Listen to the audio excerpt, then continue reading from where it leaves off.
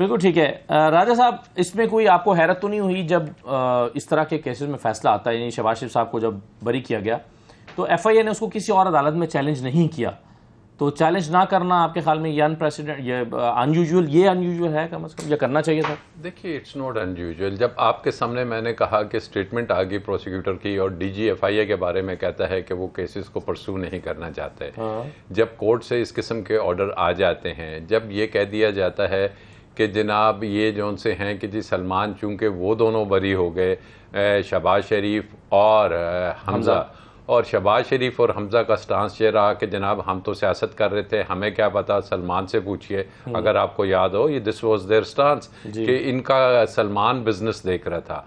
और ये मैं दोबारा आई रिपीट कि जी ये बिजनेस जो सा था, ये कोई ऐसी बात नहीं कि ये पैसे नहीं आ रहे। ऑब्वियसली इसमें एक डायरेक्टर एफआईए की डेथ भी हुई, इसमें दुबई में एक इनके मुलाजिम थे उसकी डेथ भी हुई, और इसमें जो ट्रांजैक्शंस हैं उसको केस क्या है, केस है मनी लॉन्ड्रिंग का। What is money laundering? कि जनाब यहाँ से किकबैक्स का एलिगेशन यही था, पैसा है ये बैरून मुल्क चला जाता है थ्रू हवाला एंड हुंडी।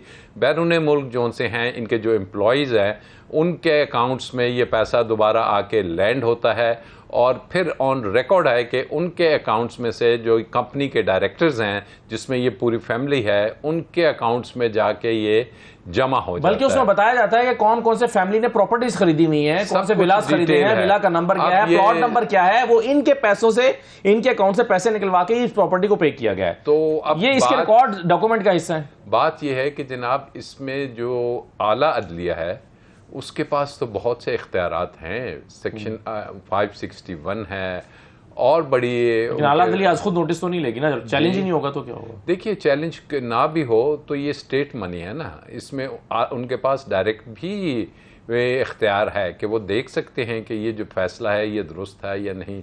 लेकिन बात यही है कि जब आपने कह दिया कि जी चार्ज फ्रेम नहीं होना, ही इज़ प्राइम मिनिस्टर, जब आपने कह दिया कि दूसरे भाई वज़ीर आला हैं, तो फिर सलमान बेचारे का क्या कसूर था कि वो बैठा रहे?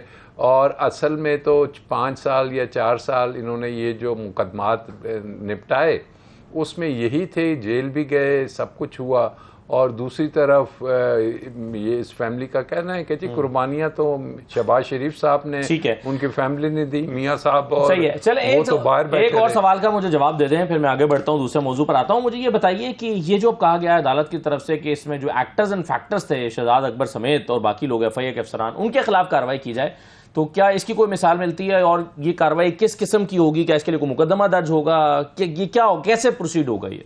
देखिए, एक्टर्स एंड फैक्टर्स, अभी आपने हालिया एक और केस देखा था मियां नवाज शरीफ साहब का जिसमें उनका एक्विटल हुआ, और उसमें बड़े क्लियरली जज साहब ने एक ऐसी 3 चीज़ें लिख दी कि जो कि नॉर्मली जजेस नहीं लिखते, and he came to the conclusion, I don't know कहाँ से उसने ये कंक्लूड किया, कौन सा एविडेंस देखा कि जी ये पॉलिटिकल विक्टिमाइजेशन थी, ये मैलाफाइडीज थी, ये पॉलिटिकल आर्म ट्विस्टिंग थी, ये उनके पॉलिटिकल कैरियर को ख़राब करने के लिए केसेस बनाए गए।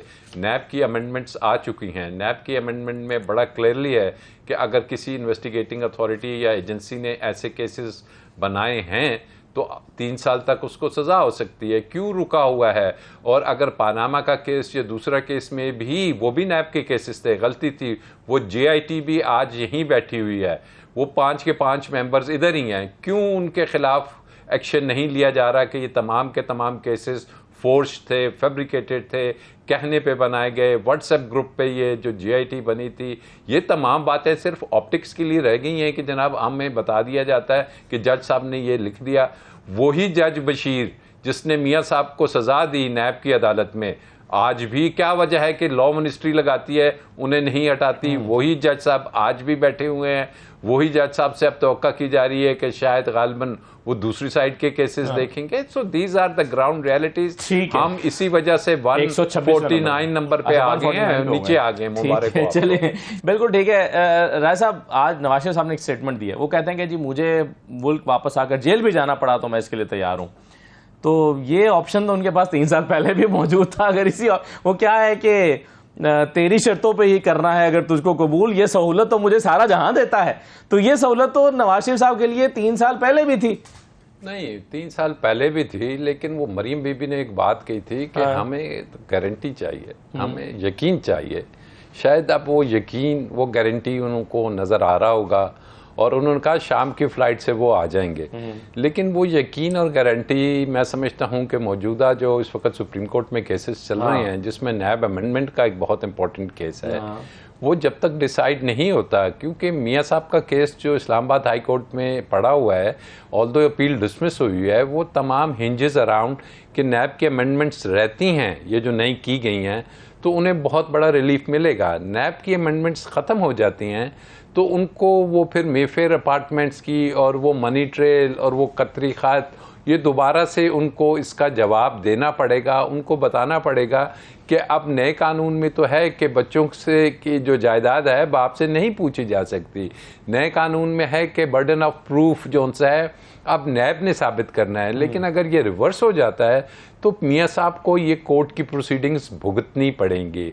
तो ऐसी सिचुएशन में उनका जो आना है वो तभी होगा कि जब सुप्रीम कोर्ट से एक दो इम्पॉर्टेंट केसेस के डिसीजंस आ जाएंगे और उसके बाद जो दूसरी इम्पॉर्टेंट चीज़ है वो लेवल प्लेइंग फील्ड वाली है, वो भी बड़ा ज़रूरी है। क्योंकि अगर इलेक्शन के लिए आना है, एक तो है केसेस ख़त्म कराने, तो इलेक्शन के लिए आने के लिए भी जो एक नैरेटिव है कि जनाब वही कमरा हो, वही कोठरी हो, वही इमरान खान की नायली हो, ये भी एक चैप्टर है, इसको भी गौर से देखा जा रहा है।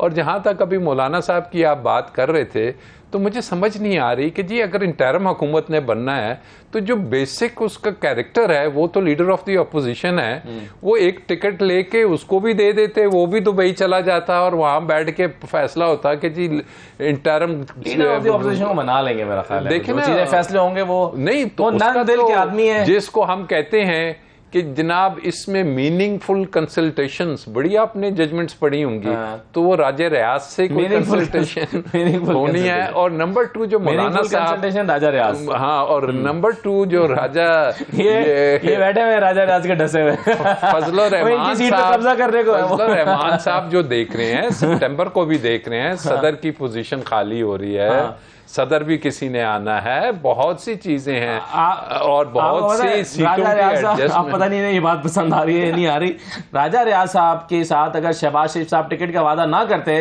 तो उस सीट पर ही हमारे भाई इलेक्शन लड़ रहे होते। तो अब कोई ऐसा वादा नहीं है मेरे उनके साथ या आपके साथ, देखे उनके साथ। सवाल यह है राना साहब के इलेक्शन कब होने, और इस पर मौलाना फजलुर रहमान साहब की राय वाज़ेह है। वो ये चाहते हैं कि, और इसको अभी तक वो डिनाई नहीं करते क्योंकि सोर्सेज से बहुत सारी खबरें उनके हवाले से लगती हैं, वो चाहते हैं कि असम्बलियों की मुद्दत 1 साल तक बढ़ा दी जाए, और इसका वो वाज़ेह तौर पर इजहार भी करते हैं कि इकॉनमी की सिचुएशन ऐसी है।